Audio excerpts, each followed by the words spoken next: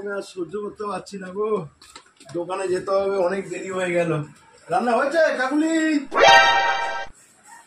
বললাম আগে দোকান যেতে হবে না, শরীর ভালো না, দোকান যেতে হবে না বললাম না? আরে দোকানে না গেলে হবে, শনিবারের বাজার আছে।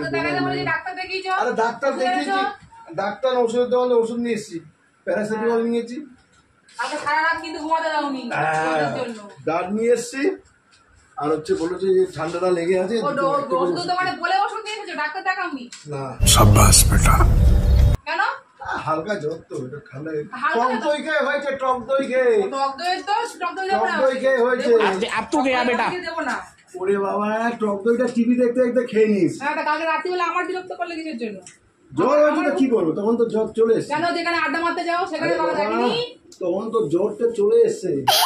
রাত্রি 11টা 11:30 ঘরে ঢুকছো, সকালবেলা ঘুম থেকে উঠে চলে যাচ্ছো, ঢুকছো। জ্বর নেই। না, আমার অত কিছু জানার দরকার নেই। এই জ্বর নেই। বাড়ি আসে কিসের জন্য? যেখানে আড্ডা মারতে যাও বন্ধুদের সাথে, তারা দেখেনি তোমার? তারা কি দেখে? বউ ছাড়া কে দেখবে? হ্যাঁ, বউকেই বলতে ভালো লাগে, বউ সব করবে, বউকেই বলতে ভালো লাগে। বউ ছাড়া কে দেখবে, তাই না? ওইটাই তো হয়, এলতলা বেলতলা, সেই বোর নুয়ের তলায় ঢুকতে হবে। ও শালা কি ডায়লগ দিল! ডায়লগ না, এখন কেউ দেখছে না বউ ছাড়া?